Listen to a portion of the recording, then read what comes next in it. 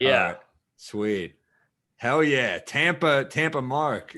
Oh yeah, baby, it's wide open. People are moving here. I don't know, man. Who knows what the future holds? But people are living for today, and it's no one is scared down here. It's wild. Oh, I hope they're a little scared because I don't want old people to die, but shit. Sure, of course, but the side splitters is the capacity is 110%. They're adding seats. What? It's That's banana. horrible. It's wild down here. Larry King came to your show. That's where he got it. Larry King, Dr. Drew, everybody. I talked to Burt Kreischer. He said like all these people are getting it now, and it's like it's just so weird. It's like it's locked down, but people are still getting it, so you don't know what the hell to do.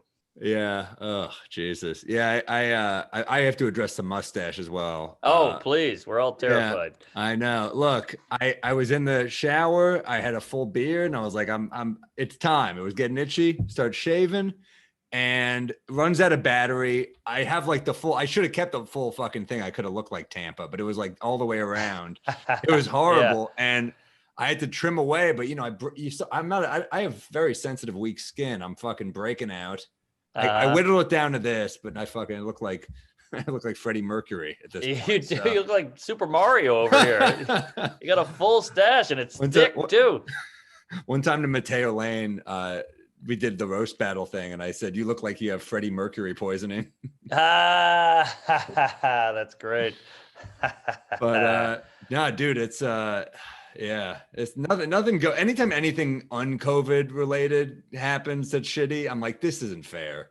Right. You know? I know. It's a nightmare. This whole thing's annoying. You heard they're vaccinating grocery store employees now. They deserve it, man. They do, but those guys are getting laid more than us. I mean, they're like on the front lines. They're working. This is the first time grocery store guys are getting laid. I saw a guy in a Gristedes hat. I was like, this guy's he's just wearing that for the pussy. I could tell, you know? He's got the vaccine. He's got a job. He's killing it. Saw a Fresh Direct guy with 2 models, you know? This pussy's fresh direct to my face. Grubhub, indeed.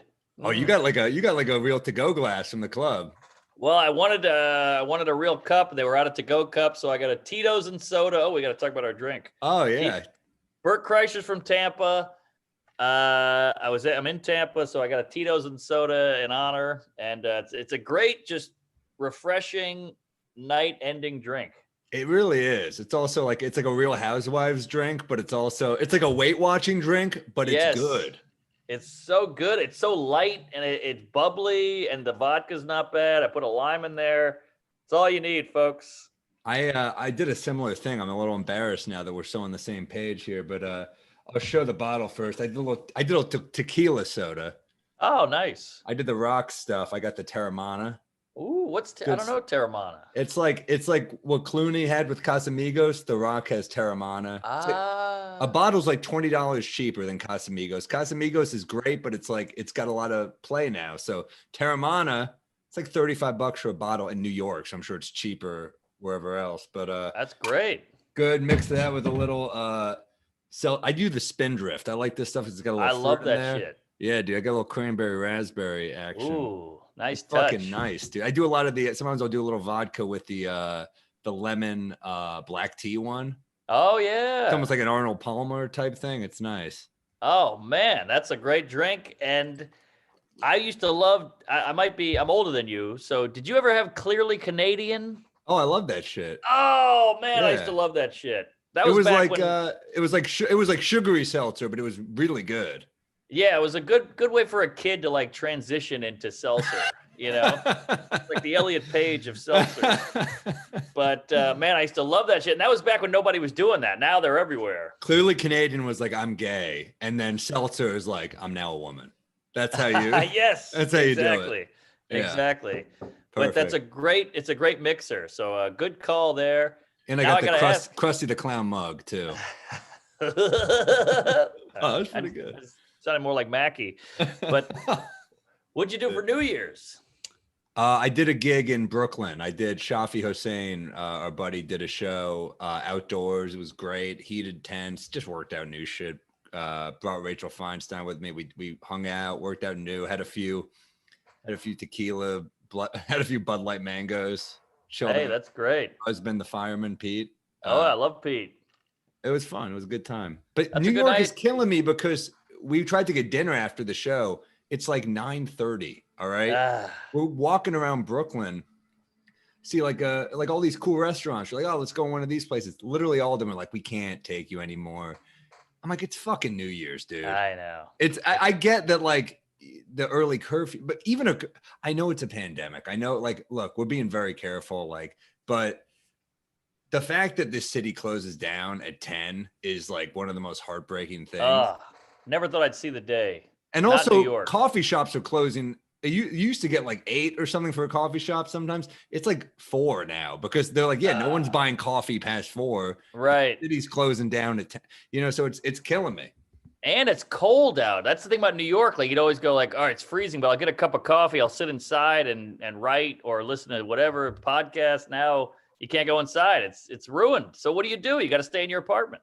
Dude, it was brutal. We were walking around for a while and we found we've got like a pizza place and we're like, can we just like sit in your little heated area? And they were like, no. We had to just like sit. We were like, this is being homeless. Yeah, exactly. Basically, I mean, we had money and it's not homeless, but but it's crazy what the city's become, man.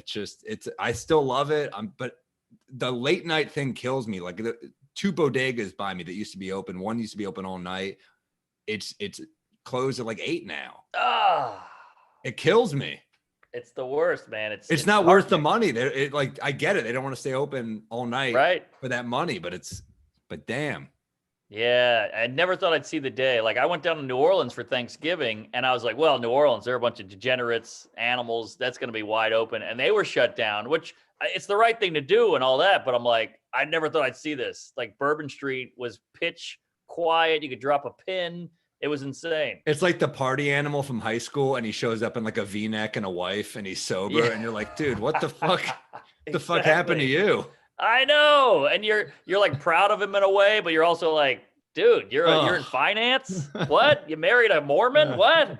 It's crazy. Bourbon Street wasn't supposed to work with numbers, man. Bourbon Street was supposed to be a fuck up. It's a bummer. Yeah, exactly. Great way to put it. St. Charles, New Orleans, like the Magazine Street. It's like, those are like party streets. Those are like where the action is. So it's completely, it's tough. Bourbon's the guy who doesn't wear a condom and now he's like selling Trojans. It's weird. Yes. It doesn't add up, but yes, I get it. It's crazy times. Yeah, it's rough. So how was Tampa Side Splitters New Year's? I mean, it was great. We did a couple shows and I did the countdown and the girlfriend came on stage and like gave me a glass of champagne at midnight. And then we did the arm thing and drank it. And, you try to stay safe. You try to wear a mask and all that, but it was mayhem. And then there's drugs and, they lock the door. It's you and the staff, and it's quite a brouhaha. I just picture you with a switchblade in your mouth and a fucking syringe wrapping around. You're like, you try to keep it, cool. Yeah, I had a needle. Somebody's like, "What are you doing?" I'm like, "It's the vaccine. Don't worry." But yeah, it was wild. And the next day, you're hung. I puked. I haven't puked since '88. Yeah, shit. And we went after it. I puked in the parking lot of the hotel, like I drove. I mean, it was bad news. Luckily, it's like an 8-minute drive, but that's a trash move, man. A parking lot vomit. And there's nothing worse than you're hungover, you hate yourself, you're ashamed. The next day, the sun is shining, and you go out to get in the car and you see the vomit. Ooh, yeah, that's rough. Eye opener right there. That's like seeing the blood after a murder. You're like, fuck, I did that? That's horrible. Yeah, exactly. And then you see the vomit, you get in your car, then you go drink during the day and hit the beach. So, and then you have to do, and was it hard to do the shows that hungover? Well, here's the thing. I don't know why they do this, but there was no Friday show. So Thursday was New Year's, you go nuts, and then we had Friday off. So it was perfect having a girl down here because like we hit the beach, there's no like, oh, it's almost showtime, I gotta go, honey. Nice. It was just all day, all night. Yeah, it's the hangover now, like I'm having to like watch it a little just because the pandemic hangovers are like it's a new level of depression where I'm like, what am I doing? I'm too old for this shit. I'm a fucking loser. Yeah, I'm panicking a little bit when I get that anxiety. That's like, I fucking meditated the other day. I don't meditate. I'm not a meditator. Yeah, well, you got to do what you got to do. By the way, worst James Cameron film, The Meditator. Holy shit! Is that a real movie? No, I'm doing a Terminator joke, but yeah, that would be horrible. But yeah, that. I'm an idiot. The hangovers now, it's next level. It used to be I'm queasy, I'm puking, I'm mad at myself, I have shame, and now it's like anxiety on top of depression, on top of questioning your life choices. Yes. It's the 30s, man. It's a whole new level of hangover. Yeah, it's rough, man. I gotta watch it a little bit. I'm trying to like get back into my neck was out for like 2 months. So I'm like just getting back into shape. I'm just like figuring out how to, it's hard to get into shape in a pandemic because everything's fucking a thing. Like literally, I don't know. It'll get better. It'll get better. We're at the beginning here of like the end, I think. Beginning of the end, I think you're right. And also you were a basketball guy. You were a I've been playing outdoors. Yeah. Oh, swimming is killing me. That was my thing. Well, swimming is so good for you. There's all these health benefits. And I was hitting the gym twice a week. I don't want to be ripped. I just like to. You are kind of ripped though. Well, it was like a mental thing. It's like this discipline and you're getting in the zone. And then if you break the chain, you feel horrible and you got to get back into it. And I'm at my house now, like, let me lift this paint can for a minute, or let me hit this water jug. Like you're just trying to find heavy shit. I'm looking at my girlfriend. She's put on some weight, whatever it takes. It feels like lame Rocky is what it feels like. He's like going to town on a fucking, I'm looking at a Cornish hen. I'm like, what could I do with this shit right here? I don't know. Right. A game bird. Could I do anything with that? Yeah, no, it's brutal. It's hell. And yeah, I was doing like soup cans. I was doing like literally soup cans on the floor, like trying to just figure some stuff out to like strengthen my back. It's embarrassing. Yeah, whatever it takes. It is embarrassing. Somebody should do a video of that, like home workout. Like you got the crushed tomatoes, you're going over the head with a can or something. That could be fun. It is, yeah. And it's, the thing is though, it's like, that's a great point because all these kettlebells and dumbbells on Amazon are sold out because everyone fucking was like, I need weights. Yeah. By the way, who's getting more of a workout than the Amazon guy? He's got to deliver those kettlebells. So he doesn't realize that he's lifting weights literally on a delivery. That's something. It's like the Hedberg joke. He's a drug dealer, doesn't even know it. He's a bodybuilder, doesn't even know it. That's that fucking Hedberg joke. Damn. Hedberg was too good, man. What do you think of Joe List's theory about Hedberg as the ultimate feature? Fuck that shit. Are you kidding me? What's a feature? He's the best deadpan one-liner guy ever. Are you kidding me? Well, I don't know. Stephen Wright. Yeah, they're both up there. Here's the thing about the one-liner guys. If you're going to be a one-liner guy, I'm talking Dimitri Martin, Hedberg, I love Dimitri, yeah. Stephen Wright, Jeselnik. Yeah. Your persona has to be Jeselnik. That big. I left Jeselnik off. He's great, obviously. He's great. I mean, you have to be a persona to be a one-line, because it has to make up for the fact that you're not moving and acting out and the jokes. Every word has to be so precise and meticulous. Like your whole set has to be so figured out. Yeah, I mean, Hedberg has some albums where he's just fucking bombing. These are albums. Yeah, totally. But he also Stephen Wright only had that one album. Is my only thing. True. He had a new one later. The first one it's one of the best albums ever. That's amazing. I went to a diner that said breakfast anytime, so I ordered French toast during the Renaissance. I mean, incredible. Genius. I went to a convenience store. It said 24 hours, but they were closed. And he's like, I thought you said 24 hours. He's like, yeah, not in a row. Genius. I mean, they had some jokes on there that like blew. I didn't know you could write jokes like that. I lost my socks. I called information. I mean, come on. So good. Like next level abstract shit. It's a small world, but I wouldn't want to paint it. Who writes that and is like, that's a joke? Why is Stephen Wright not on Twitter? He'd be fucking destroying Twitter. He's too good for it. He's too good for it. Yeah. Twitter would ruin him. They'd be like, I'll give that a favorite. Fuck you. That should get a Although Emo Phillips, great one-liner guy. He's great on Twitter. Great one-liner guy. Great on Twitter. And another guy, proving my point, you got to have a big persona if you're going to be a one-liner guy. Yeah, one-liners are tough, man. They are. I was a one-liner guy when I started for the most part. And it's just like, I just was like, I can't write hours like this. Yeah, you need a story every now and then. You need a chunk. You need a POV. You Well, know. not a lot of very personal one-liner guys, because how would you be? Good point. Good point. Personal is a big one where everybody's like, you got to be personal. You got to talk about your life and your family. But Carlin, not very personal. Never heard about his daughter or his marriage or anything. In his book, he writes about it. But you're right. Yeah, last words he talks about it, but not in his stand-up. Brian Kiley, amazing one-liners. Watch his Lettermans. Jimmy Carr. Oh shit, you're right. There are some great one-liner guys. Although I will say, you know who is kind of, I mean, we talked about him on the podcast before, but Nick Griffin has short jokes and is very personal. Oh, good point. Good point. He's like probably as close to as what you get as like a one-liner guy who's like kind of bearing his soul, you know? Yeah, that's true. He lets it all out and pretty clean. Like he'll throw a shit in every now and then or a fuck, but it's only when necessary. He could do an hour clean easy and you wouldn't notice. That's a good point.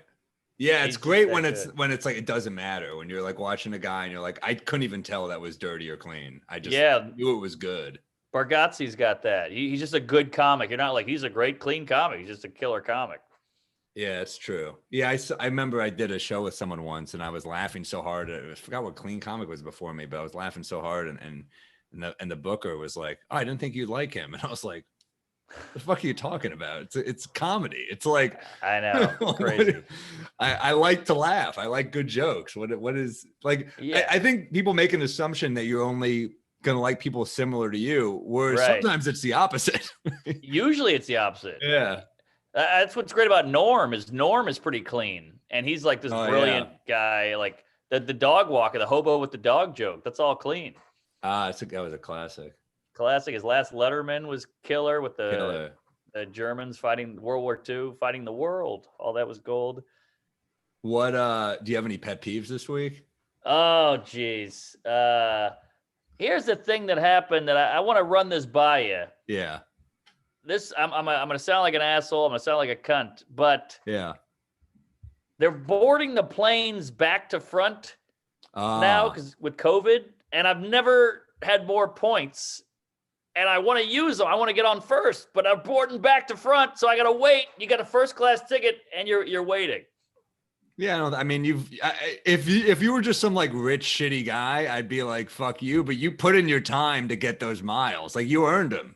You're a road dog. I get a little annoying with status on flights because like we fly so much, right? Like I want to be in the Delta Club. I want to fucking. I know. I want to like hang out. You know, status flying is like, I want comfort if we're gonna be flying this much. And we ate shit for years doing the road. Years. Like, we flew Frontier and Spirit. No offense to those airlines, but you know, they're the worst. They're the worst. They're the worst. I mean, how many times were you? I was in that back seat where you're like, all right, fuck it, I made it finally back here, but. Oh, it doesn't recline because you hit the bathroom. Totally. So how many times did you fall asleep face first into this tiny thing where I'm like, this should be illegal. This should be fucking, this is like in Guantanamo. This is how they sit people. Why is my back so fucked up? My frame, for one thing, probably that I never lifted weights to improve my back. But a third thing is all the travel. That's really what it comes down to. And I'm not going to ever begrudge a fellow comedian for complaining about travel conditions ever. I mean, yeah, and look, we're low maintenance. We're not these diva guys, but like I finally got all these points and these miles put together after years of road dogging at Funny Bones and Cincinnati's and you name it. And then we're now boarding back to front. And I'm like, right when I get to this gold, I can't use it. But not for now. I mean, not forever. I mean, it's a COVID thing, right? Yeah, it's a COVID thing, and look, I get it. It actually makes more sense, but Joe listed a great point, not to bring him up again, but he's like, why don't planes it should be like a baseball game. When you show up, you get your seat. It should be, I hate this like boarding zone one. Like, look, open the door, let people come and go as they please, and then we'll take off. That's not a bad point. It's not bad. It's his point. Yeah, I don't hate it. I'm with it. You know why they do it? Because these cum-guzzling Nazis with their capitalism have to go, we can sell more because people want zone one. So we can get another $20 out of this guy at the last minute. Oh, they take shit away every year. I mean, I read some Yeah. statistic how much they save by like giving one less olive in like a Yes. snack thing where you're like, oh, it like you think about it, you're like, well, I guess it's a lot of money when you think about all Right. the lights, but also fuck you. It's a fucking olive. Yeah, and I mean they do the same with the olive. They do it with the inch. Like I remember a seat used to be pretty big. Now a seat's like 3 or 2 inches smaller than it used to be. And just we're getting fatter, and the seats are getting smaller. Not just fatter or bigger. Like look who played basketball in like the 60s. The center was like 6'3". Now Right. now they're like 7'5", and it's like, why are the seats smaller? We're bigger. I think about this Exactly. sometimes when I see pro athletes, and I'm like, what about the guys who missed out? What if like Shaq? What if Shaq wasn't a basketball player and he was just like some dude that worked at Barnes and Noble? And when he flew, he's like, I guess I got a sick coach. Like, are you fucking kidding me? That's a great point. That's a great. Or he'd have to buy 2 seats, and it would ruin his income. Yeah, you're right. That's a great point. And it's These fucked up seats. that I'll tell you, tall people and fat people, the clothes are the same price. I think, which is interesting. Like a shirt for a fat guy and a tall guy is the same as a shirt for a skinny guy and a short guy. So that's kind of nice. It's big and tall. Oh, they have their own That's store. the store, big and tall. Are they more money? Because it seems like more fabric would look.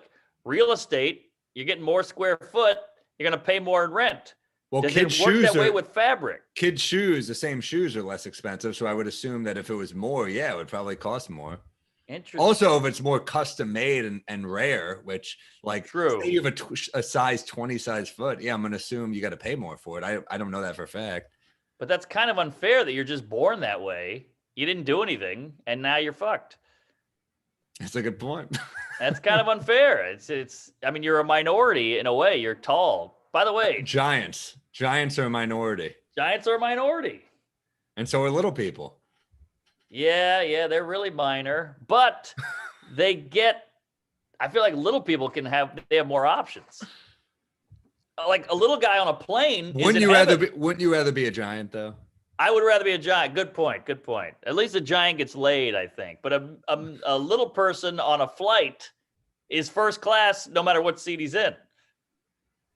That's true. It's all leg room. Yeah, but you're just breaking down the little person to just flying. That's the problem. You're right. What about in the grocery store when he needs a giant to grab him from the top shelf? Good point. You're a Good little point. person. You can only drink bottom shelf liquor. Well, I guess the point is in life, there's perks to everything and flaws to everything. True. You know, I think I'll still take the giant because in my mind, I'm would like, too. giant, I can make the NBA. I just got to get a free throw down. I'm in.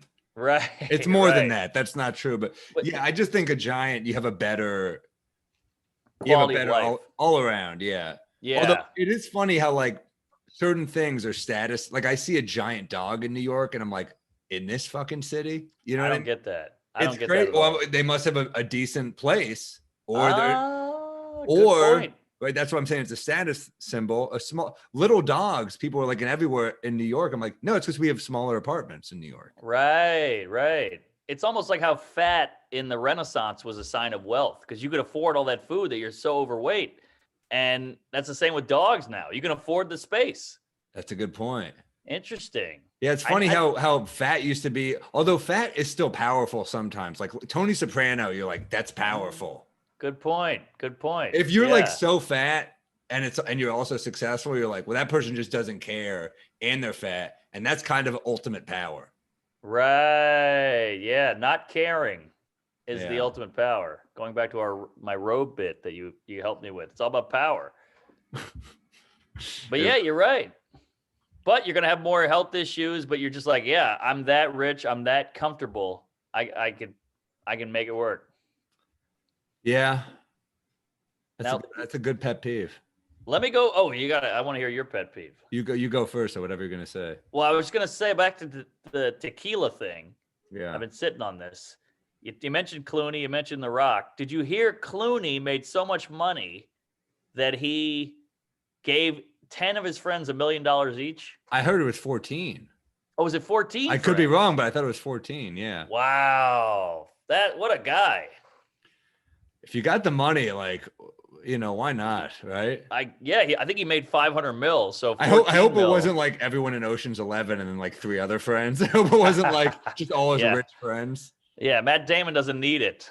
Maybe the little Asian guy might, but Jesus. But I heard he gave it to like high school friends and college friends. I He mean, had them all that's out the to dinner. shit, dude. How Can you cool imagine, like, fuck Oprah's look under your seat? He just blew her out of the water. Yes, you're right. He gave them all suitcases like out of the movies where they flip it up and they flop open and it's just cash. It'd be so great if they got tailed and someone robbed them. You know? Now that's an Ocean's 11. The Ocean's 14. He's like, who's doing it? Ironically, it's Andy Garcia. That's who got you back. Stole the money back. Right. Yeah, that's a whole nother movie. But what a cool dude. Yeah, what a fucking dude. Clooney is Clooney. I just watched an interview with him, and he's talking about Out of Sight, which I think is a great movie from the 90s. Soderbergh, I think. Soderbergh, and he's talking about how he and Soderbergh could not make a hit. Like they both were like dying to make a hit. And people were saying like Clooney's not a movie star, which like it's hilarious. If you look at him, you're like, the dude's Cary Grant. He's a movie star. He's like as movie star, but he's also just like got it. Like, how do you not see that he's even on ER? You're like, yeah, this dude fucking rules. Like, yeah, great actor and good looking. But they were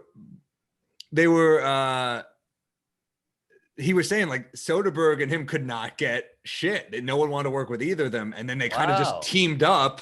And it's like, well, look what happened. They fucking Out of Sight. Also, I don't think did that well at the box office, but it got so much critical success that it didn't matter. People were like, oh, this is a great movie.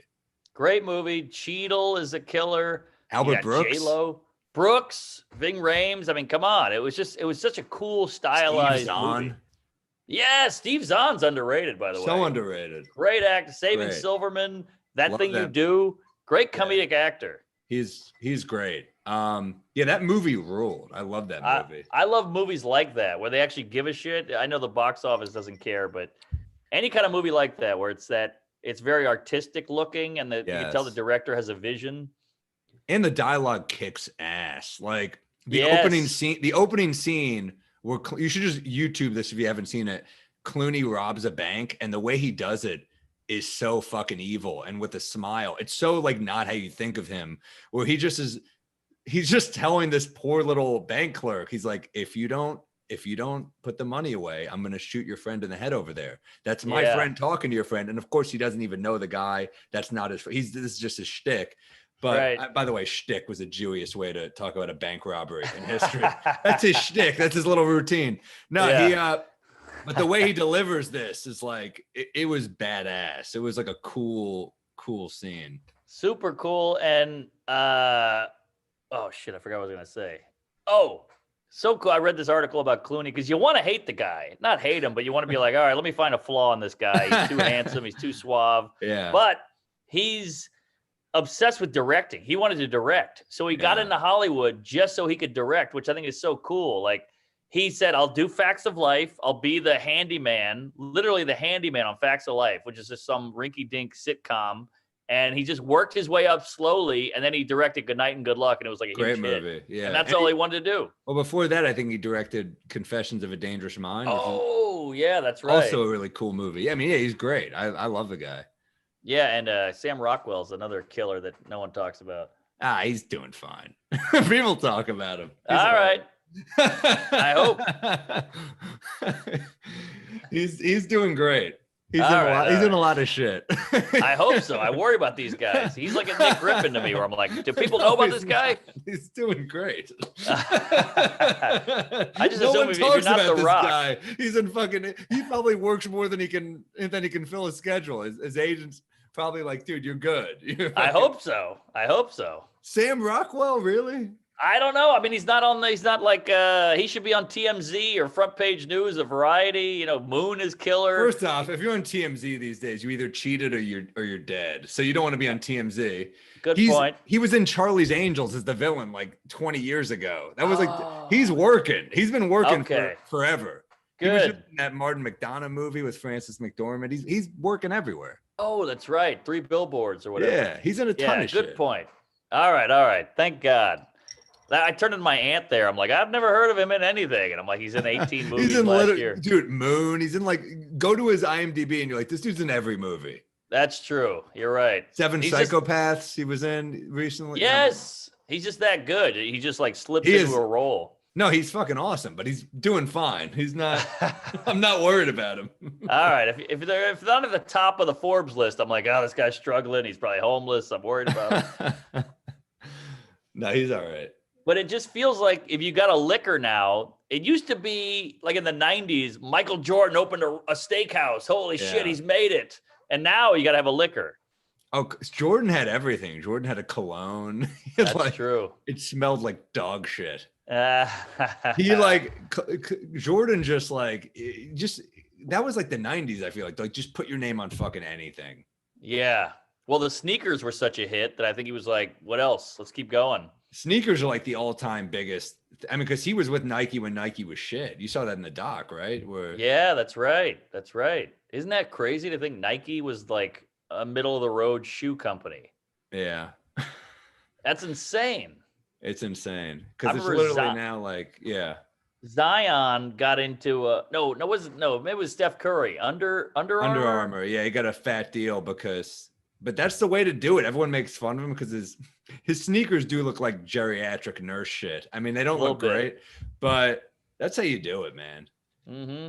I think. Yeah, the 90s were like throw your name. I was thinking about this because remember Bill Hicks had that famous bit about how Leno's a sellout because he did Doritos commercials. Yeah. And literally now, if Bill Hicks were a comic, he'd have a podcast where he'd be like, all right, fuck the world, fuck Trump, fuck everyone, fuck Biden, Adam and Eve, adamandeve.com for all your dildos and sex. He would do fucking anything now, bro. You're right. You're right. That's so true. I guess he shat on Leno because Leno was like he was on the Tonight Show already. He's like, how much do you need? But I still think about that where it's like, fuck it, man. Who gives a shit at this point? I know. Once I saw David Cross do Alvin and the Chipmunks, I was like, all right, this is the like altiest kind of like on the fringes guy ever. And he's doing Chipmunks. Like, come on. The guy's trying to pay his mortgage. You know, David Cross gave shit to every comic in the 90s who did anything like that. And now he's doing Alvin and the fucking Chipmunks. Come on, man. Exactly. They all fall through because you got to pay the bills and you want a boat or you want a house in Catalina, whatever it is. So I get it. Who's the joke on, really? Like, oh, fuck you, sell out. You're like, I'm hawking Doritos so I can have a helicopter.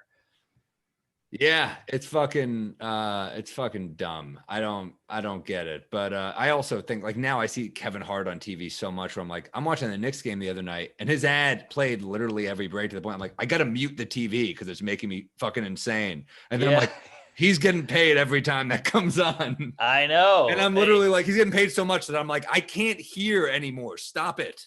Yeah, he's a guy where I'm like, I get it. You're 5'1", you're hustling, but like, take a breather, man. Like I like to work. That's why he's that big, dude. I guess so. Because I remember I was on what's that show in Indianapolis where they fucking hated me? Crackers? Yeah, but what's the morning show they do? Bob and Tom. Oh man, so I'm bombing on that shit. And he called in to promote a new movie. It's like that's how he's wired. He'll call the local Indianapolis show.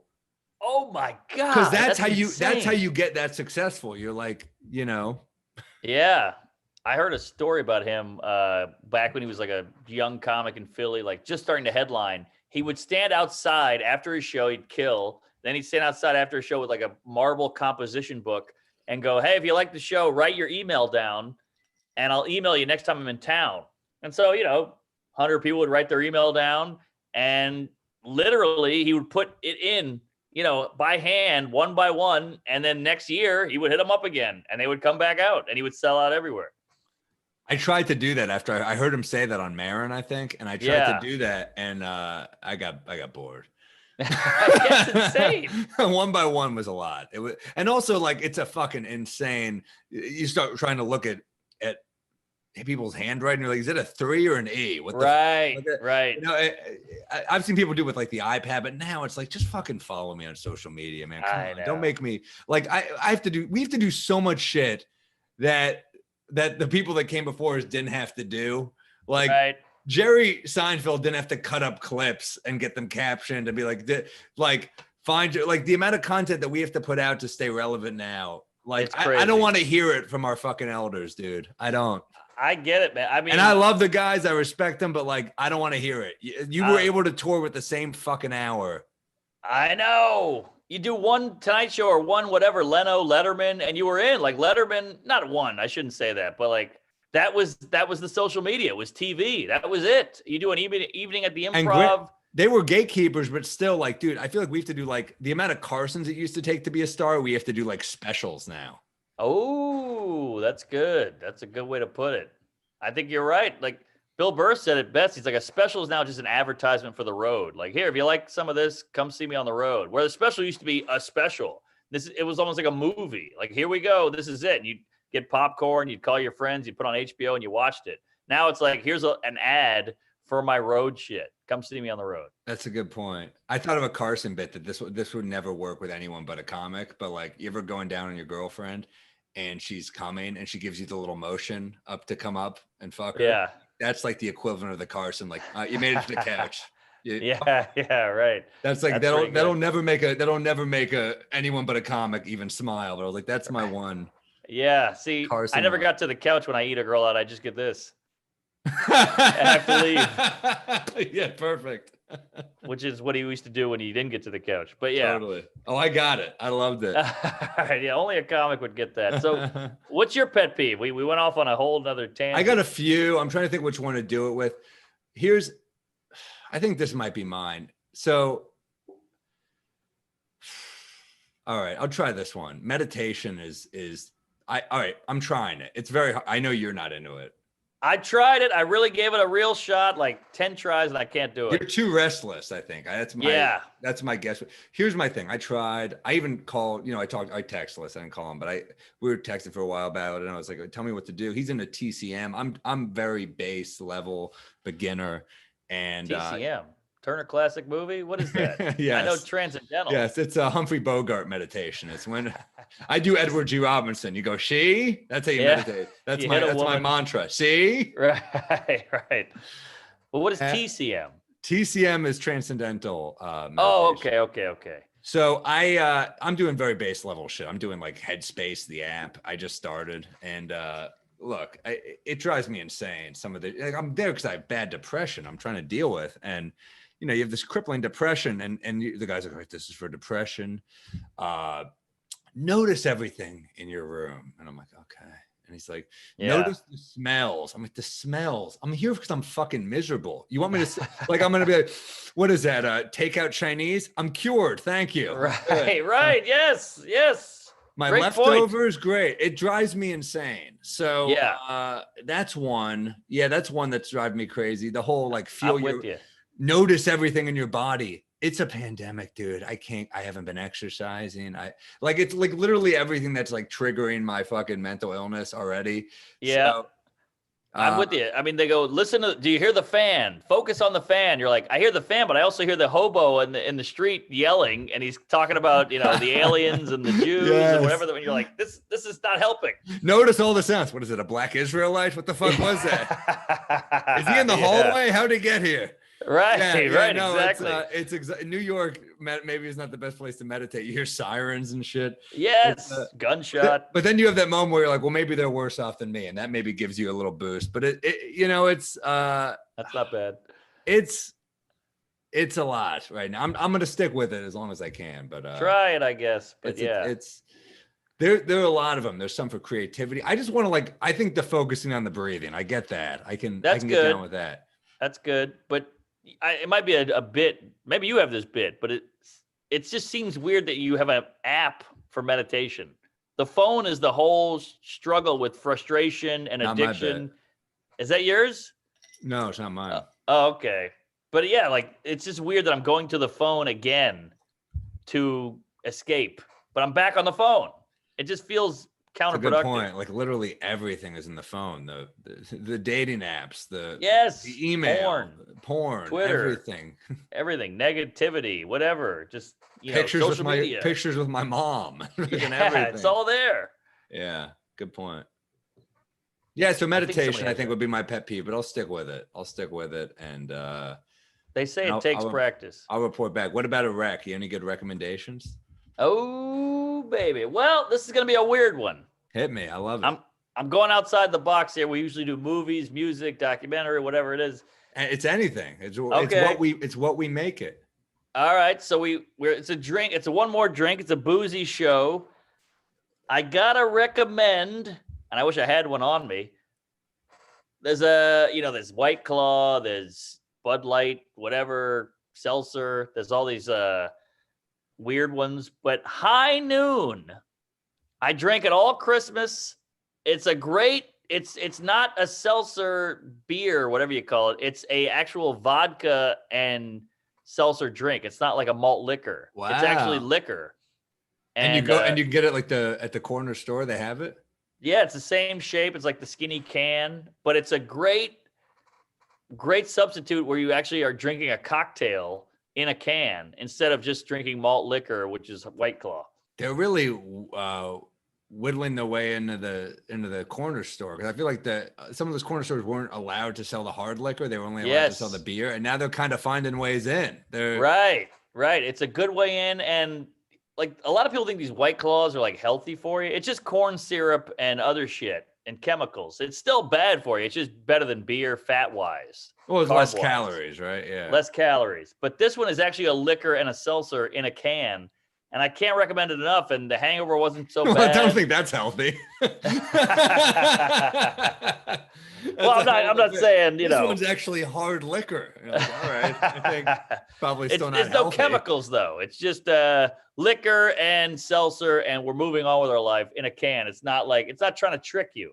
Yeah, I don't think anyone with the White Claw people, I hear you. I don't think any of them are health junkies. I don't think any of them are like, wait a minute. I think girls like them, like women like them because they're low-cal. Good. Well, they're low-cal. And they're good. I drank 5 tonight. They're fucking great. They have them at the club? Oh, yeah. I mean, all the clubs have them. Love them. Yeah. They're great for a beach, all that shit. Now, White Claw is damn good. It's good when like every other brand is fat you in your shit. I see Corona, I see Bud Light. They're all stealing it. Yeah, they're all stealing. But High Noon's a little different, and they taste great. And I had like 10 of them. The hangover's not that bad. It's a little more pure. It's still shit. It's still in a can, but it's liquor and not malt liquor with flavors. That's interesting. So that's my rec. I'll give it a go. Yeah, I mean, I like making my own shit, but also it's a good idea sometimes when you want to go to you want a drink on the walk or something. It's kind of nice. Exactly. Especially pandemic. Man, it's getting cold, but I'll tell you, these New York shows, it's crazy. We're still keeping them going. They got the heat lamps on people. I like the outdoor vibe still. It's kind of still feels guerrilla style. It's still kind of exciting to me. So totally, I'm sticking with it. I did that Phantom Power. I know it's not New York, but that Phantom Power joke in PA on your recommendation. And it was like people out there with blankets, there's barrel fires, there's heat lamps, and they were great. It's great, man. The outdoor thing is like, I mean, I think after this pandemic, I'm done with it forever. So I'm trying to be like, let's really enjoy it. I don't think I'm going to be hitting people up for the rooftops once the Comedy Cellar is open, but no, we did our time. Do you think that? I think one good thing about the pandemic, and I hate it, I'm ready to get out. It's a bitch, but we're gonna appreciate the shit out of everything. Every diner hang, every restaurant, every bar night, every flight, everything. It's just gonna be special again. I agree. Yeah, I saw this Buddhist saying. I'm paraphrasing it, but it's something about to have extreme joy, you must have extreme pain as well. And I'm kind of like, I didn't need this much joy, dude. I would have been happy at like a 3 or 4. I didn't need. It's not like we didn't enjoy these diner hangs to begin with. We loved every minute of them. But oh, dude, I feel like how many times we text each other like, we have such good lives. We were like, we were grateful. I feel like that's a good point. We had gratitude. We'll be even more grateful. But I mean, how often did we like text each other like, we just hung with one of our heroes? Like we paid attention. Yeah, we were present.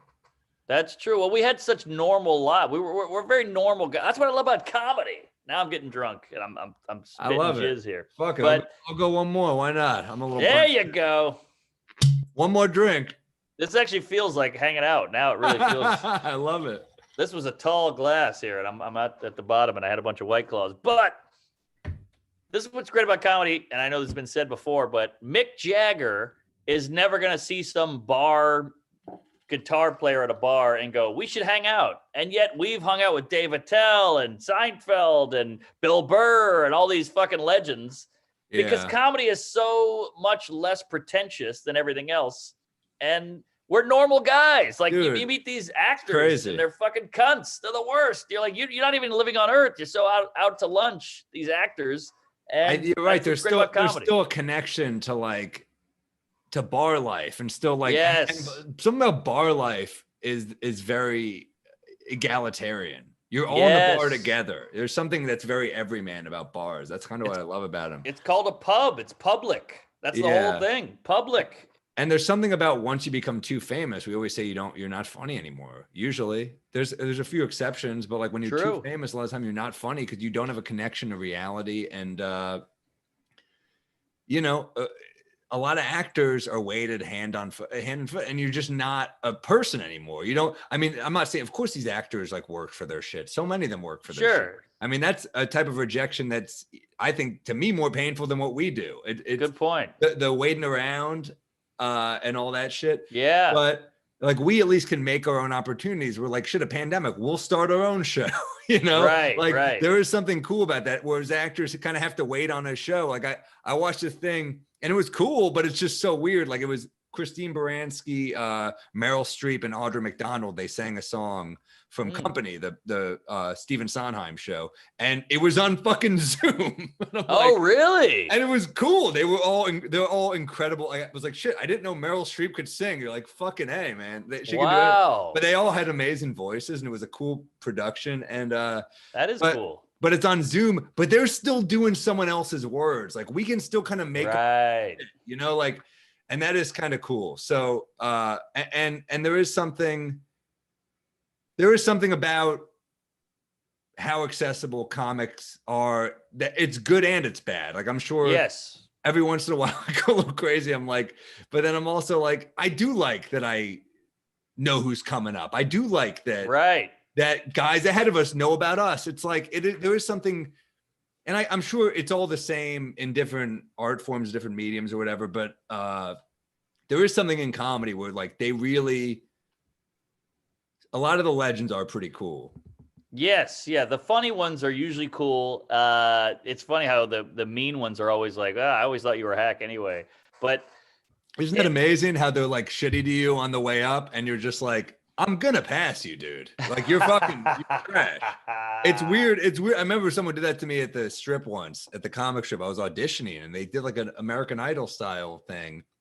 And they just like trashed the auditioning comics, and it was a hell gig. I had to wait for fucking ever, And that they auditioned me so many times this trip. It's crazy. These clubs want you to be so fucking loyal. I know. So badly on the way up. And I still have love for this trip because I'm like, who cares? It's all I still love it. But like some of the shit they put you through, and then you're getting critiqued by like a fucking like a restaurant host, basically. Like, who are you? You're not gonna be around, man. I know. So then they had comics sign up, which I'm like, in my head, I'm like, what comics in their fucking right mind are signing up to critique other comics? Like, it's so uncomic. Like, what? So anyway, I remember a comic I didn't respect was like, a little hacky. And I was like, I want to be like, you're the biggest fucking hack I've ever seen. Of course. And and another guy was like, I mean, and then I remember I auditioned again the week later, and two comics I respected judged, and they gave me love. And it's like, it's so fucking dumb. There you go. The people that are shitty to young comics on the way up, it's like, it's crazy. That's on you. That's in your fucking toxic world. You're insecure. It's projection. They're all projecting. I have some doubts. I have some thoughts. So I'm going to put that shit on you. It's all fucked up. It makes me sick. And you see these celebrities now, like Wonder Woman or whoever the fuck is doing these like black and white. Yeah. She's doing these black and white things. All these actors. Imagine. And you're like, oh, God. That was rough. And I get it. They have good intentions, and maybe they're donating and all that. But they're out of touch. They're out of touch. Of course. That's the key. Like I don't know her. I don't know. I mean, like, I know she's also done a lot of good. Like, I'm sure she's inspired a ton of little girls. There aren't many female The funny thing is, I didn't even see Wonder Woman, but from what I saw, like there's so few female superhero movies. I saw Birds of Prey. I thought that was a good movie.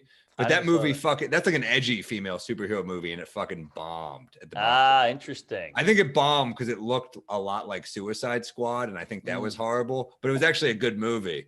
Yeah. But with Gal Gadot, it's like it's just that I'm famous.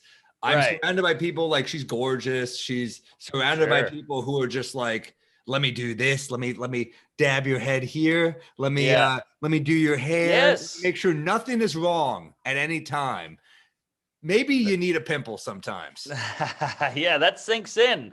And look, my point is, I don't know why we got off on her. I'm not trying to single her out, but like, I'm just saying the out of touchness is comics. Our whole job is to attack that and not be that and fuck her and joke about people who do that. And that's what I love about this business. The good comics call out bullshit.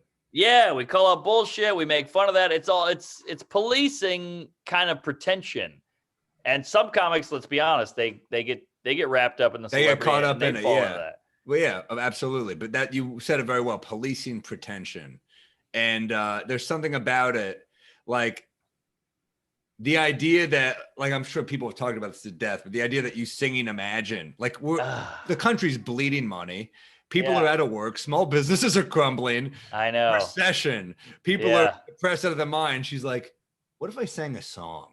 I know. You know, it's like there's something tone deaf about that. So, right. It's like it's a lack of awareness, but then also like it feels arrogant. And yes, it is a bummer when you see comics pop up in that shit because you're like, you're better than that, and you know better than that. Completely. Or maybe you're not. Who the fuck knows? Yeah, maybe you're not. And it tends to be the funny ones. The funniest comics are the ones who are kind of void of that. Like, no matter how much you do to them, you praise them, you shower them with compliments and money and fame, it's still in there. There's that, like, how many times do you put on a leather jacket and you hear every voice in your head going, yeah, you look great, but what are you kidding? You can't pull this off. You're not going to go out. You're going to go outside with this thing? What are you, Fonzie? Get the fuck out of here. We'll give you a pass during a special, but other than that, go fuck yourself. Go fuck yourself. There's something about comics that we're like almost supposed to be the kids that didn't get into the party, I think. Yes. Oh, completely. Right? We're like on the outside, like, I know a guy, just let us in. They're just like, sorry, you're not.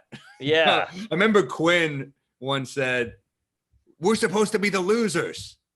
Yes. That's why we're funny. And it's like, I don't know if we have to be like fucking losers, but we shouldn't be the winners of the winners. And that is like, I think that keeps, when you're winning, what's funny unless you're like delusional, unless you're like Danny McBride winning or something. Right. Yeah, that's funny. Or Rodney Dangerfield winning, where it's like that. It works if you're like in Back to School or some shit. But like, yeah.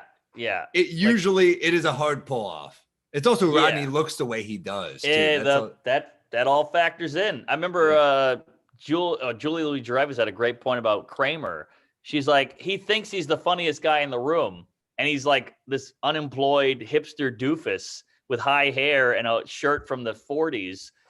That's why he's funny. He thinks he's the guy, but he's not the guy. And we all know he's not the guy, but he thinks it's like Tom McCaffrey.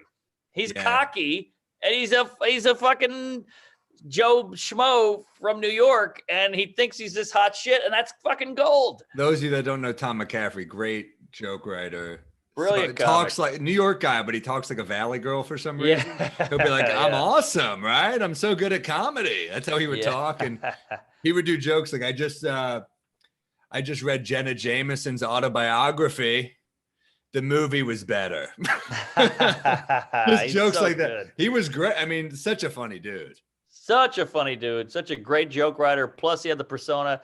That's why, like, you know, people always say, oh, good looking comics, they don't work. And you're like, they do work if you're smart enough to know about, like, Daniel Tosh is a good looking guy, but he's like, I'm going to go in on that. Yeah, and that's why he's clever. Well, that's why he made it. You brought up Julia Louis-Dreyfus. She's gorgeous. I mean, like, she's still beautiful. I mean, she doesn't age. Funny's funny, man. I that's the other thing, but she is playing, like, even on Veep, she's playing a fucking mess. Like, she has succeeded to the. It's funny. It's also just inherently funny that you were the Veep. that you've ascended to the highest level. Oh wait, no, you didn't. Great point. You're right here. So yeah, I think when she's so good at just like still being self-deprecating and still being, I mean, she's incredible. I love Julie Louis-Dreyfus. I was on Colbert with her once and I was so bummed I didn't get to meet her. What? So bummed. No, she's a beast. That was like, it's rare that I'm like, I need to meet you. Yes. Like, just a hello. Oh God, that kills me. You didn't meet her. We didn't cross paths. Wow. So many hours of my life have been watching her and just been in awe. You know, I mentioned the Bisque. I mean, I know everything. I watched Veep, I watched Seinfeld. And she was on SNL for like 10 minutes. Legend. What? Also, rich kid. Her dad's like an oil tycoon. Oh, but no, beyond rich. They're like beyond rich. I think they're like, are they Vidal Sassoon? I don't know about that. Somebody Google that. Give that a Goog. I don't know about Vidal. We don't have anyone here. Yeah. I thought he was like an oil guy or a ship magnate, something like that. She's great. She's great and hot and rich and still funny. I love her. My rec. I've been telling you about this. I don't know if you got on it yet. Rick and Morty. I gotta get on this. Okay, let me tell you something. First off, please. The show is great. I think the fans push people away. The fans are annoying. The fans like of Dave Rick Matthews. and Morty. Yes. That's or religion. This is a real Catholic church of a show here. And no, it's fantastic, man. It's like, it's so out there. You know what I love about it? It's basically, quick rundown. It's just like a grandfather who's the smartest guy. He's the smartest guy in the world. He's a genius scientist. He's created portals that can go anywhere, other dimensions. He's also funny as shit. He's quick with a one-liner. And he takes his grandson on all these adventures. And it just so many great plots. And the idea that I think there's something about like all the chaos and disorder in the world right now. The fact that this guy's in complete control of all of it and no one can beat him because he's this omnipotent type of being is providing a lot of comfort right now for me. Interesting. And it's really Dan Harmon created it, who's fucking brilliant. The guy is so fucking funny. Yeah. Highly recommend. That's a great premise. Just hearing the premise, because I've watched one or two and I was like, it's okay. And I don't know if I get it. What am I missing? Because I was like, the jokes aren't amazing, but I think when you're like, oh, it's a grandfather delivering a joke. I was like, I think I was missing something. Oh, yeah. I was walking with Ryan Hamilton, our buddy, the other day, and Ryan loves the show too. And Ryan goes, yeah, the grandpa almost is like a tell to me, where he's like this kind of wisecracking guy that keeps winning. Like when you picture a tell on stage, you like, he never loses in even the slightest, you know, even when a joke misfires, he saves it. And that's kind of like what the grandpa does. He's like this genius, but he farts and he burps. There's like you talked about no pretension. Like that's what that show has for me, where he has the wittiest lines, but then he'll like fart. And you're like, it's so rare. A guy just burps while he talks. It's fucking interesting. It takes you a second. Like, is he burping? And you're like, oh, they just have a guy who burps. So right. Okay. All right. I'm in on it. I'm gonna do it. I'm in on it. There's a pilot though. Is it on YouTube or where is it? HBO Max. Okay. I have that. All right, I'm gonna do it. I'm going all in because I'm best streamer right now.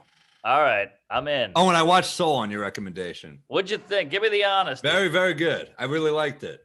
Pretty good. I saw Nikki Glazer tweeted, Soul was okay, which made me laugh because it's like literally every person I see is like, it's the greatest movie I've ever seen. Right. I know. I loved it's the greatest, but it's for a kids movie. It's pretty damn deep, and I'll tell you this: it doesn't feel like a kids movie to me. No, that's how good it is. What fucking kid is into this movie? It's like about death, and it's afterlife, souls, all that metaphysics. Yeah, it's crazy. That's my critique. It didn't feel like a kid's movie. I watched some. No, I enjoyed the movie. I'm just saying, I watched this movie about death and purgatory and accepting that your life is over and giving up on your dreams. It felt very much like where we're at right now. I watched it with Ryan Hamilton again, and Ryan even commented as he runs down the steps to go into the jazz club. He's like, that may as well have been the Comedy Cellar. Exactly. You know? So the fact that he has to like give up on his dreams, and it's like, you have all those moments where you're like, this will be the time that I figure it all out. And it felt very relevant, especially now. Somebody had a great point. I was talking to them about Soul, and they were like, it kind of just completely negates religion. You know, it's just like there's an afterlife, or there's no like heaven or hell. It's just like we're souls. This is how it works. And I was like, oh shit, you're right. Never thought about it that way. Interesting. Yeah. That's weird for some kids, I'm sure. Yeah, it didn't feel like a kid's movie. Like I get how like even Up is a kid's movie, even with that fucking depressing opening. Oh yeah, brutal. But then you think about it, you're like, all those movies have some weird parental shit, or like loss, like Bambi, even going back, or like good point. Lion King. They all have something. Yeah. Like, damn, I guess this is how you introduce a kid to all this stuff. Let me ask you a slightly offensive question while I have you. We're talking about kids' movies. Somebody told me Fievel Goes West is a Jewish kids movie. Never heard of it. What? Fievel? The mouse? I don't know it. Wow. Okay, maybe not then. If you don't know it, as a Jewish fella, I feel like you would know it. I'm not the spokesperson. I know, but you grew up in that era. I never heard of this. Fievel Goes West. Wow. Okay. I might have seen it when it came out, but I was 5 when this came out, so I don't. I figured that was right up your anal. Fievel Goes West. What was your go-to movie as a kid? What was your favorite kids movie? I loved Aladdin. Huge Aladdin fan. I liked him. I liked Robert Williams is in it. It felt like actually a funny movie for kids. Gilbert Gottfried. Yes, Gilbert, Robin. It was great. It was a great combo. So there's comics in it. So I always loved Aladdin. But let's see, I mean, I grew up fast I watched Animal House when I was like 5, What? I was way too young. My parents had But you don't even get it though at 5. You're like, what am I watching, right? I just loved the fact that these guys were living life and going crazy and all that. That says so much about you that you watch Animal House at 5. Caddyshack, all that shit. I loved Bill Murray. He was my hero. What about Bob? Bill Murray was my guy too. That's interesting. Like I rewatched Groundhog Day and I was just like, man, I loved him so much. Like I still love him. Subtle. Yeah. He was just like cool. We talk about like, it's funny how we just shat on comics for being cool, because I do think Bill Murray had like a cool vibe. It was always like very like okay, like it was always like he'd always say like go fuck yourself without saying go fuck yourself. Yes, he was kind of a cunt, but you loved him. But he was an everyman. But he was smarter than everybody. But he was also depressed. I mean, he had so many layers, and he could just deliver a line, and you felt like you were in on it, and they weren't. I mean, it was brilliant. Yeah, I remember I love how much this podcast just devolves into movie talkers. We're both fucking nerds. We're both movie nerds. But I remember Quick Change. I loved when I first saw it. Love it. Love that one. What About Bob is funny as shit too. Oh, so funny. But as a comic, I'm so insecure. I got to get a laugh every 10 seconds. I got to have punchlines out the ass. And he could just milk it and sit in it. And I loved it. And I think I'm kind of like in awe of that. Yeah, that's a good point. I mean, sometimes we gotta sit in it. I mean, we're both, I think, similar in that way, where we both need that bam, bam, bam. Laugh. And sometimes you gotta just say, nah, because I think we see some of the problem is you see some of those guys that take too much time, and we're like, I don't want to do that. Yes, exactly. But when you do it just right, there's nothing better. I mean, like I think that Freud would say laughter is a release of tension, and there's no greater release than when you make them work for it a little bit as an audience. So like, I think Murray kind of mastered that for sure. Well said. Yeah. Great point. What do you think about now with like younger people? Like my girlfriend is 7 years younger than me, and movies to her, we quote Goodfellas, we quote Bill Murray, we can quote most movies. Movies had such an impact, and she's like, oh, I never saw this. I'm like, you never saw Coming to America? She's like, I've never heard of it. I'm like, I had to show a girl Coming to America. Yeah. And then you turn to that dude. You're like, oh, I'm just the dude. Like I'm that dude cliche. Like you need to see this movie. Yes. I'm like, you've never seen Pulp Fiction? Pulp Fiction like changed my life, changed the way I looked at things in the world. She's like, I've never seen Pulp. I'm like, oh my God. Our buddy Ronan Hirschberg, I was talking to him today, and he said the funniest thing to me where he said, I'm alone in this pandemic. I'm alone. So I'm just watching great movies. He's like, that's what you do when you're alone. You're not going to like shit on a movie by yourself. Like I'm not going to say it alone. I was like, oh, that's such a fucking great point. But that's a great point. so he's like, I'm just watching like Citizen Kane. And you're like, that's kind of, it gets boring when you're only watching greatness. You kind of want to watch like something you want to watch like Point Break every once in a while, you know?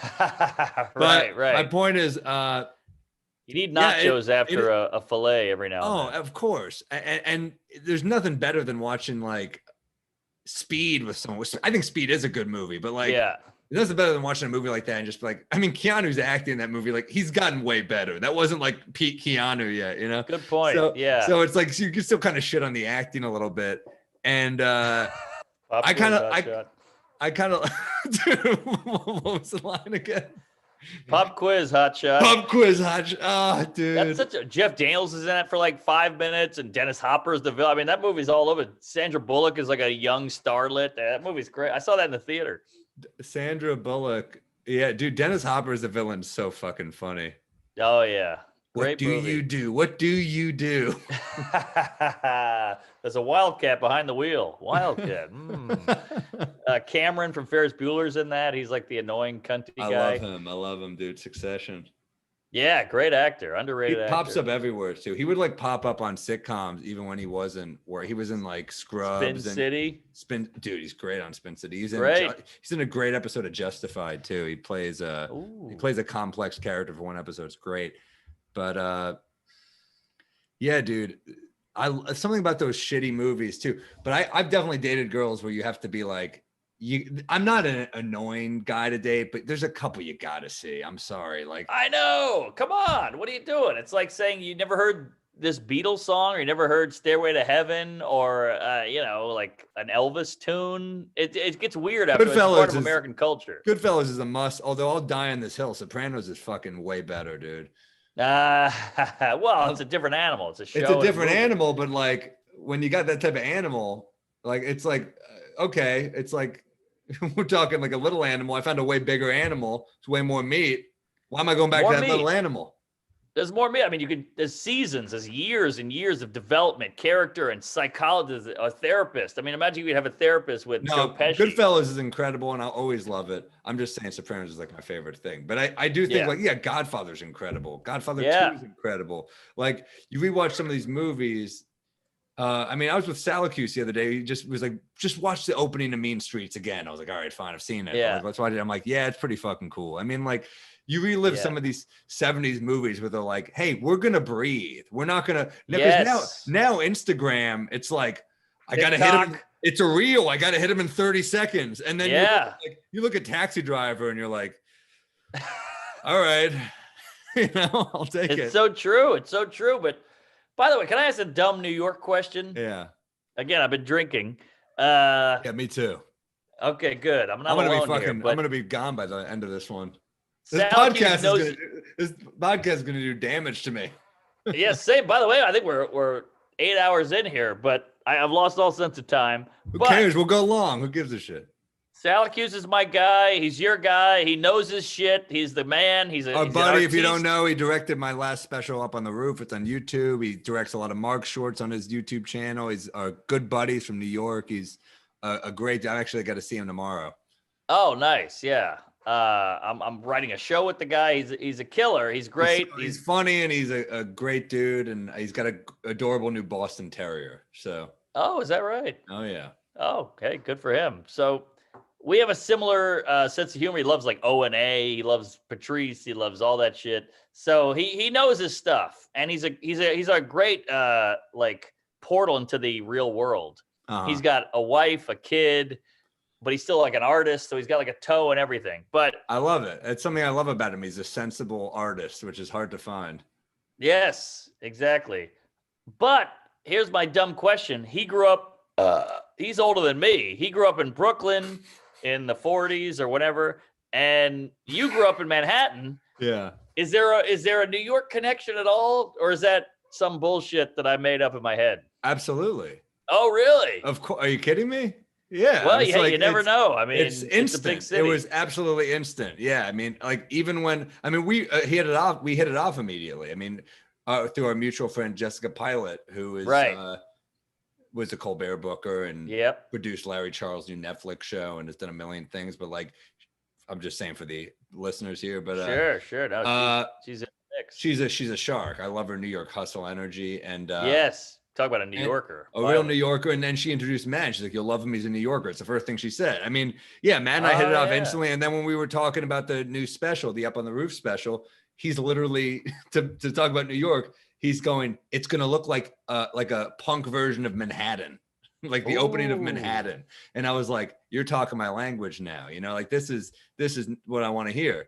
That's a great way to put it. Great. And then right as he said it, he goes, it was his city. And I turned to him, I go, and it always will be. I mean, that's how we fucking hit. And I was like, that's how I knew he was the right guy I love working with him. He's the best. I mean, the opening of Manhattan gives me chills. I mean, it's so fucking beautiful. Yeah, no, there's an absolute New York connection for sure. By the way, is that Wagner?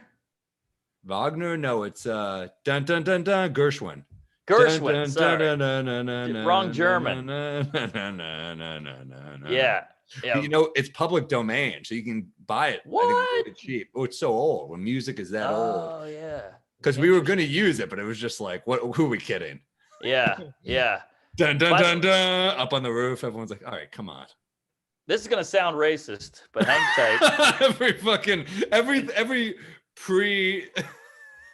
I'm giving a discretion. What do you call it? Disclaimer. Sure.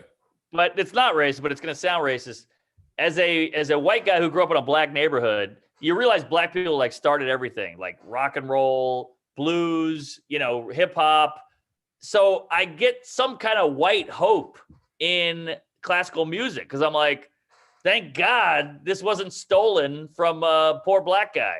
Like Elvis is just doing black shit, you know?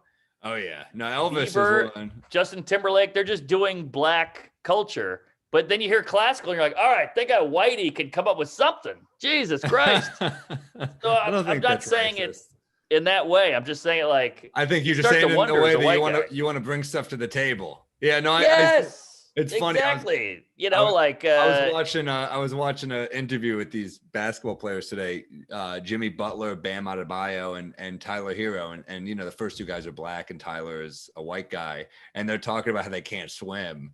And Tyler Hero says, I can't swim. And they're like, oh, all right, you're one of us. I was like, that's how they brought him in. That's great. You can roll with us. I was like, it's kind of fun.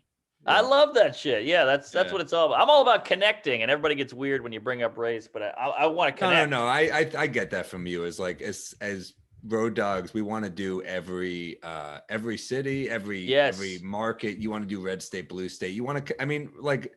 There's comics that want to play to their crowds, and there's comics that want to build their crowds. We want to turn people. Like that's how we came up as comics, is like, you know, doing those hell gigs where you're like, let me see if I can turn them. Yes, exactly. And even outside of comedy, I don't want to get to a place where like asking questions is considered taboo or offensive or whatever. I just want to I want to learn. I want to get to know. And the only way to get to know is to talk and discuss. And I worry that discussion is like off limits almost now. And I grew up talking shit with guys in my neighborhood. I went to public school. That was all it was. Like, what's up with this? What's up with that? You know, they'd be like, what's up with Nirvana? And I was like, what's up with this Public Enemy or whatever the fuck? And I think that's a better way to be, but it, you know, we get dicey. It gets in a dicey territory. Private school, but the same shit. We had the same conversations, you know? Yes. Here. Like, I think it's fascinating. Like asses. I think that's a whole black thing. Like, I grew up in the 90s and it was all tits. You don't like asses? No, I do, but it wasn't a thing. And I think black guys brought that in. It was all tits. I grew up more of a tit. Admittedly, I grew up more of a tit guy for sure. We all did. But now it's like, I'll say this about the asses. It's getting a little out of control. Like, you see some of these Instagram people and it's like this. And I'm like, all right, it's not supposed to be shaped like that. That's like, it's a little aggressive, is it not? It's a bit much, and I don't know if any can't be healthy. One of those Instagram, she just died. We talked about that in another episode. That's right. Yeah. So they go. It's like everything. You go too far. You know, PETA's like, hey, you kill a cockroach is like killing a monkey. You're like, well, now you're going too far. You know, it's the same with asses. All right, we've gone off the rails here. We've gone off the rails. What? Give me a news story. Oh, geez, you got it. All right, so I heard this is a horrible joke, and I feel I love it. Embarrassed to say it, but Bring it. It was So a news story came out about how no one has had sex in space ever. Ooh, okay. And I thought, well, the people of the Challenger got fucked. All right. I'm embarrassed to even say it. But no, that was my one-liner. You throw a lot of the pun stuff on Twitter, but it's clever and it works. I mean, it definitely is. That's a good joke. Oh, thanks. Yeah, it's a fun joke. That's not one you're bringing on stage, but that's a good social media. That's a good like Twitter post for sure. Right. Well, we both had a Casey Anthony joke. What was yours? Yours is way smarter than mine. Mine was very A to B. What? Well, I mean, dude, it's fucking Twitter, you know? Yeah. New York Post. Let me read the actual headline. It's okay. Casey Anthony launches private investigation business in Florida. You can't write a better setup. It's Jay Leno. Did you hear about this? Casey Anthony. Right. So of course you're like, well, Florida. That's funny right there. That's funny right there. Yeah. The meat of it is, I wrote. I heard also Ghislaine Maxwell is opening a women's shelter. Oh, that's good. I like that. That's really good.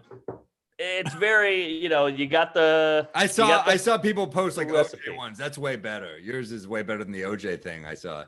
Oh, were people posting OJ? I saw someone post like OJ. OJ's opening a PI thing too. I'm like, yeah, that's two. To the same. To the same. Man, mine was that's like if Batman that's if he became Batman after he killed his own parents. That was my angle. Yeah, it's smart.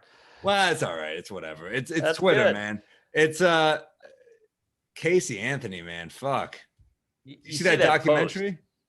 Yeah, I did actually. Is it crazy? I heard it's nuts. It's pretty wild, and it shows you how crazy she is. She was blowing the lawyer, right? Yeah. Oh yeah. She's fucking nuts and like kind of attractive. So that throws a whole new wrench. Well, that's how you get the documentary. You're not getting it if you're not a looker. I mean. Yeah. Jodi Arias is not getting all that airtime if she's just like a fucking 5 who hacked up her boyfriend, you know? Right. It's funny. Looks equal TV time, like airtime. Ted Bundy. I mean, is he that both ways? Is he that fucking? I know he's still a murderer. Is he selling a Netflix special? Well, he got on Netflix. He did an hour before us. Yeah. Murdering is the key now. No, he really that was a good one. That was one of the last. I heard the one something beach on HBO. You know what I'm talking about? That's like the new one Middle Beach. Yeah, everyone's saying that's a really good one. It's good. It's really good. It's a bummer, but it's good. That's the thing. It's like how much of this shit can you watch without without having an effect? It's already gray outside every day. It's already 40 degrees. Pandemic. I have to force myself to take a walk like I'm 75. It's embarrassing. It's true, but here's the first of all, that was directed and shot by the son of the kid whose mom got murdered. So that's also like a mind fuck. Unreal. But somebody has the theory that things are kind of obviously outside of the pandemic. Things are so easy now that we have to find sadness. Interesting.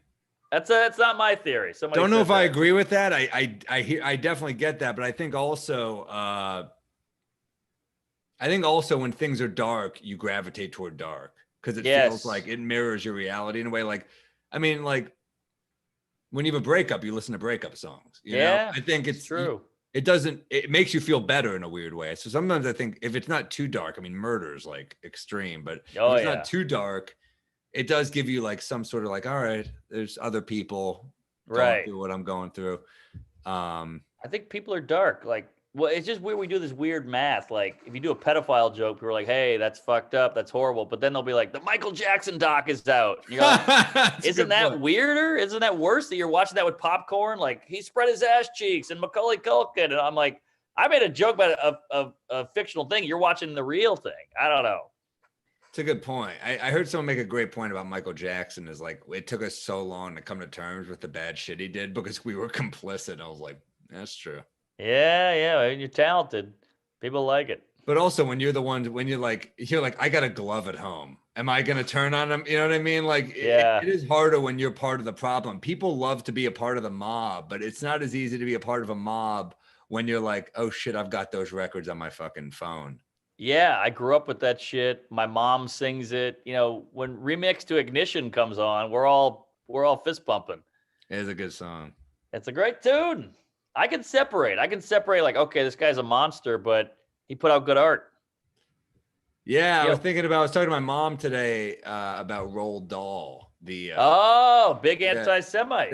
well, it originally started with my buddy Ron on again, but we're talking about Roald Dahl and like how, what an anti-Semite he is. And I mean, the guy had the most imaginative mind. Yeah. Charlie and the Chocolate Factory, James and the Giant Peach. You can't imagine that Jews are people too. Like at that point, it's like, it drives me insane. It's so true. It's fascinating. That's why racism is so fascinating. Because you're like, it's like being a serial killer. Like, how does your mind go that way? Yeah. They're all people. We're just different pigment or religion or. It's a bummer when it's a childhood guy too, where you're like, I love the twits. I love this shit growing up, I heard the guy who invented Rugrats hates Armenians. Don't you dare. Oh, dude, the Rugrats, talk about like the best voices ever. Yeah. All the voices are gold. That's true. Phil and I never Lil, thought about that. Tommy, they're all, you hear those voices, you're like, these are like a big reason for the show's success. Completely, because the animation was like okay, but yeah, the voices were great. But they're adorable in the animation. They're cute kids. Yeah. Angelica was always terrifying. Twat. I hated her. We all hated her. She grew up to be a real whore. You could tell. She really definitely. She was a cutter and she was promiscuous. No doubt about it. Tommy was like, Angelica, you need to get it together. We're worried about you. And be like, shut up. Shut up. Fucking hammered. That'd be a fun show. Rugrats now. Like now that they're like 17 or 18.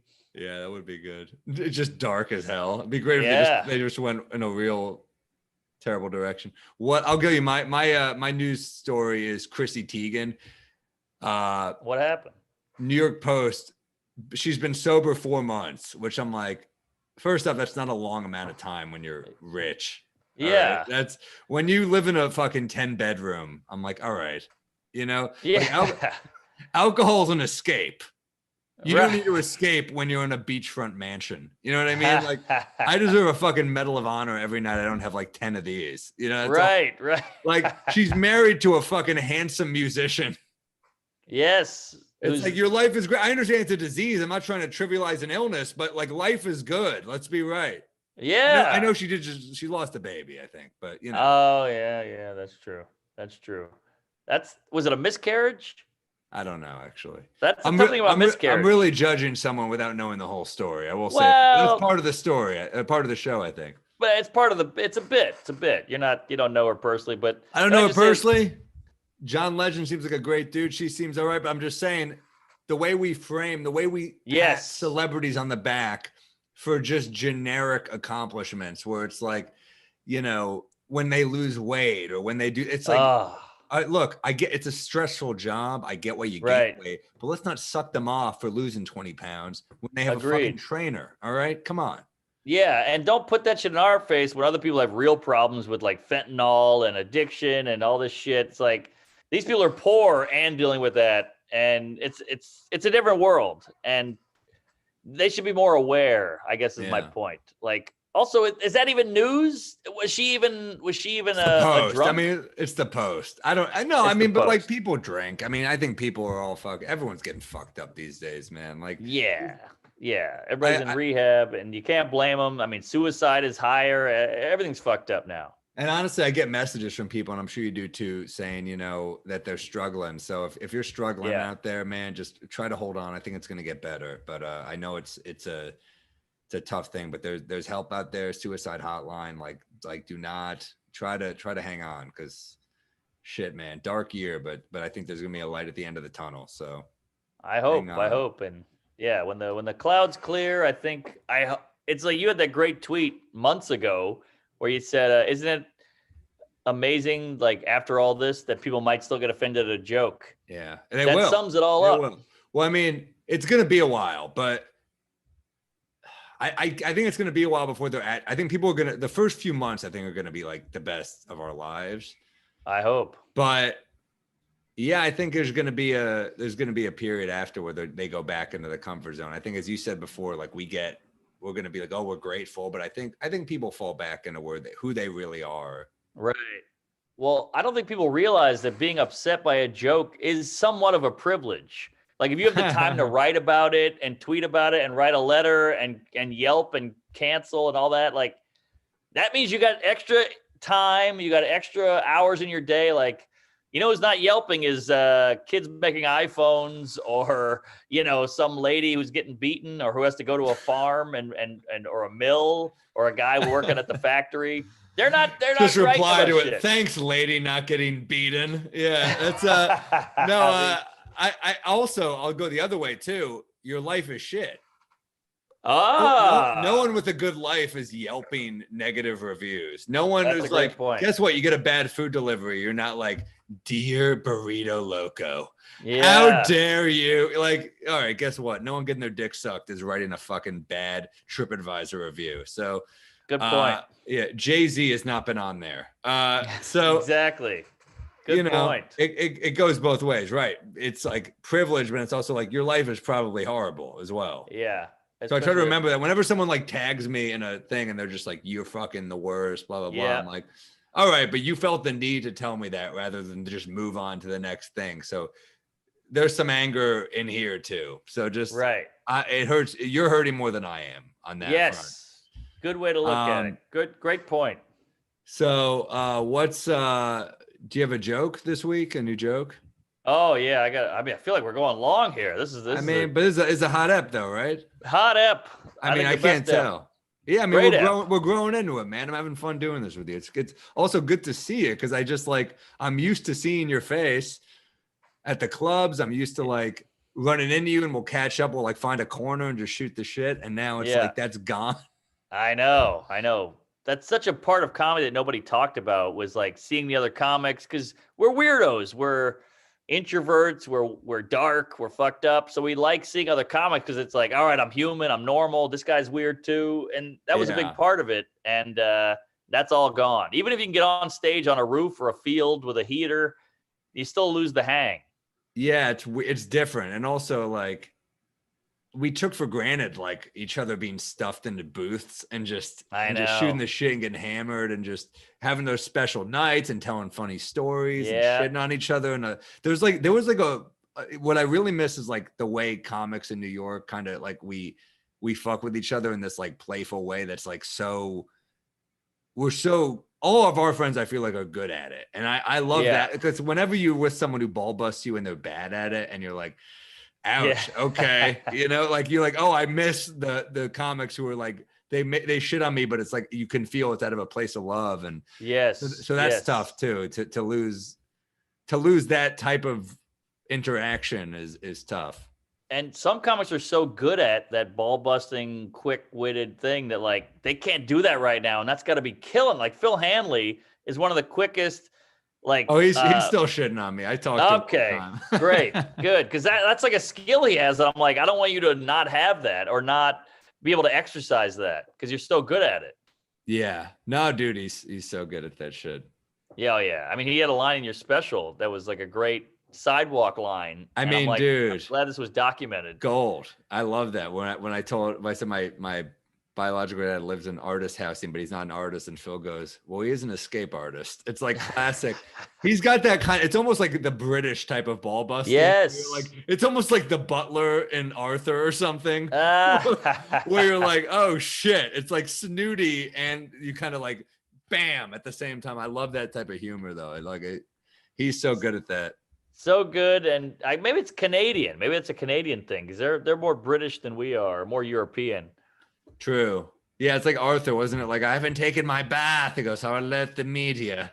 Whatever the line is, I'm sure I butchered it, but it was something like that. No, that's it. I'll alert the media. So good, so quick. All right, I'll try an idea try here. Something, please. This could be a one-liner, but I'm missing something. So, my girl wants to get pregnant. She wants to have a kid. Wow. Holy! I love when you break news to me through bit. Wow. This is my post. But she's I'm not saying we're having a kid. I'm just saying like she's letting me know she wants a kid. But don't you love it when we're talking? I'm like, so I had a breakup, and you're just like, did you? And I'm like, that's how we communicate sometimes. It's like that great Regan bit where his buddy gets divorced. It was like a 20-year marriage. He gets divorced. He goes golfing with this guy, and he comes home, and the wife's like, "What do you say about the divorce?" He's like, "Oh, it never came up." It's just like dudes hanging out. They don't talk about that shit. He's a legend. And a great guy. And a great guy on top. Great guy, great comic, legend, the whole thing.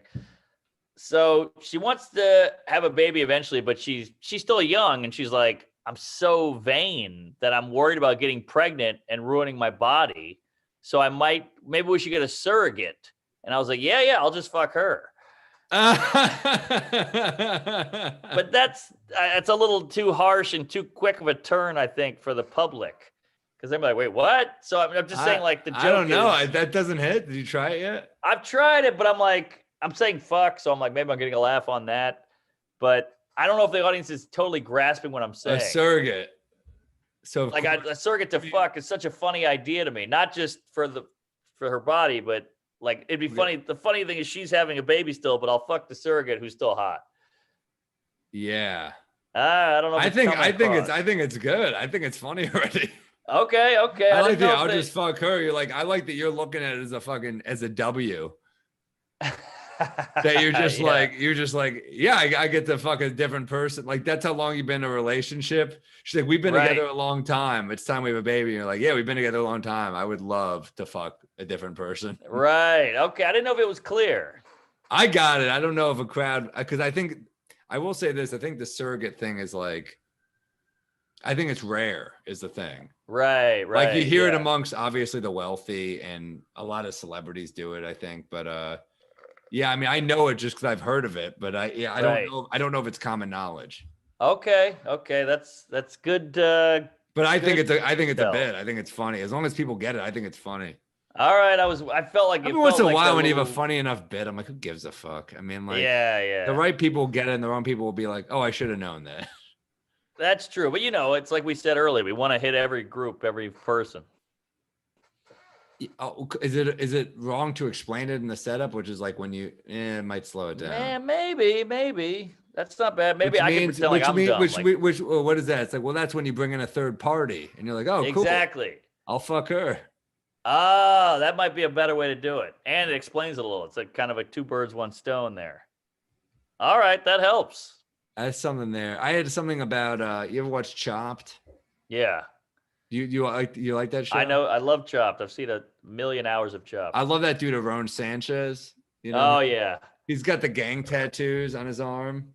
So my angle is like I can't get this to hit right, but there's something here. Like every gang, every chef used to be in a gang for some reason, where they're just, where you're like, what fucking tortured past? They're always like, I heard him say, cooking saved me from going down a dark path. And my angle is like, what fucking gang just let you leave to pursue the culinary arts? You're like, is there some gang? They're like, there's only one way out of the Bloods, and they're like, what? Do I have to murder someone? They're like, no, you have to perfect this meringue right here. If you crush if you crunch a French tart, we'll let you walk. I need a better example, but there's something to that. I think that's a great angle. There's something maybe too the knives. Like they both have knives. Gangs and cooks, it's all about the knife. Like, and maybe when a body is, they got to get rid of a body, he's like cutting it up, Oh yeah, like like they do it like it's an onion, like like that. Yeah, exactly. They're chopping it like ginsu.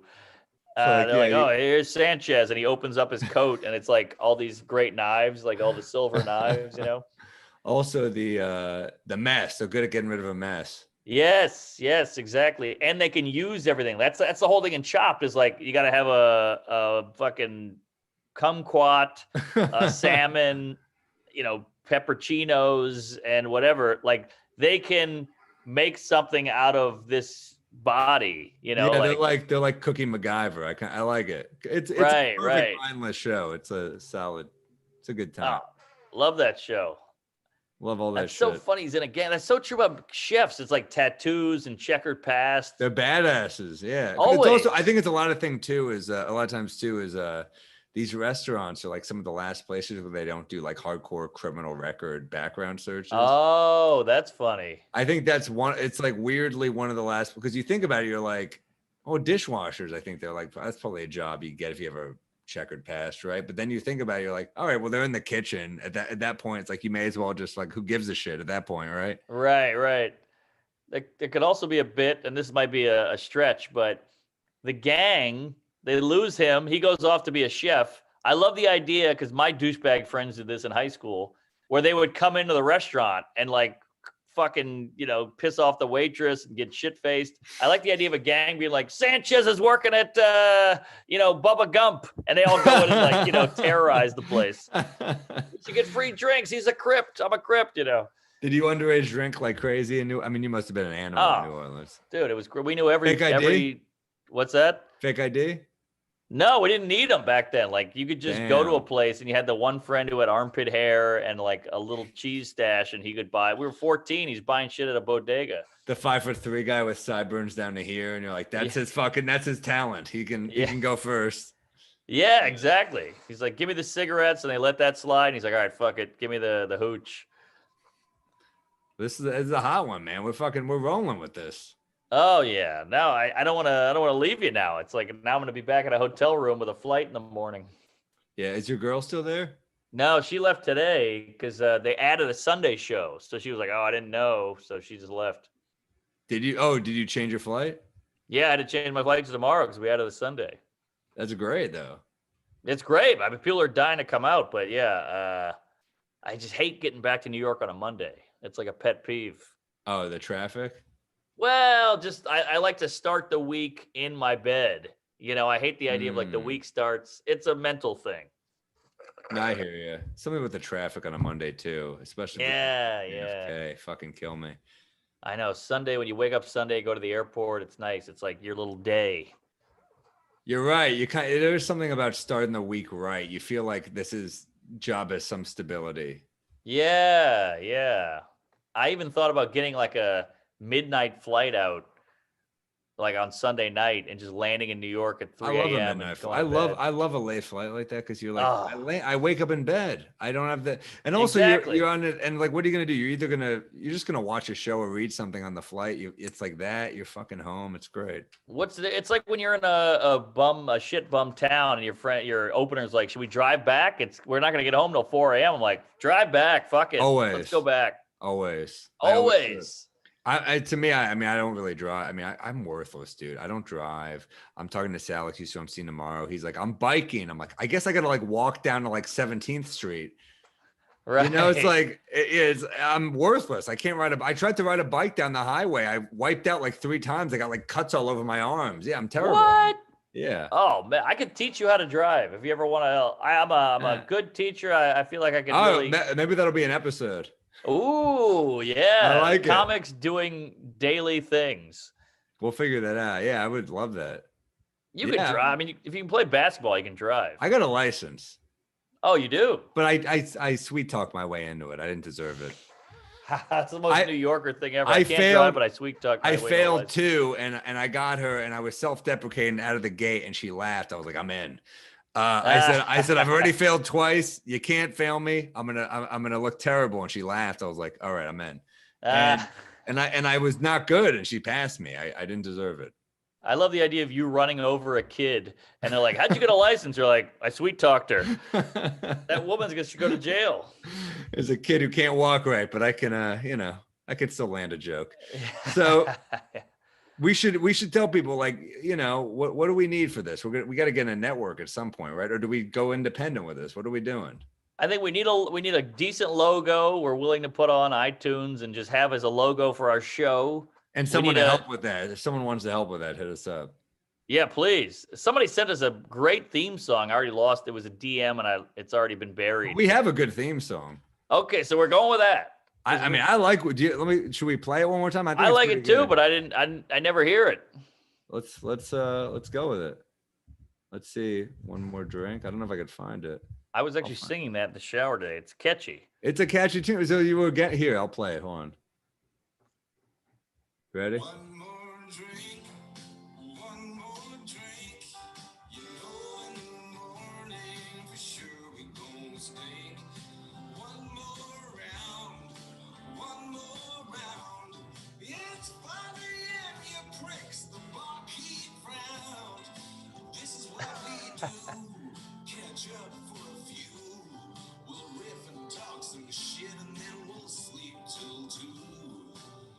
All right, sold.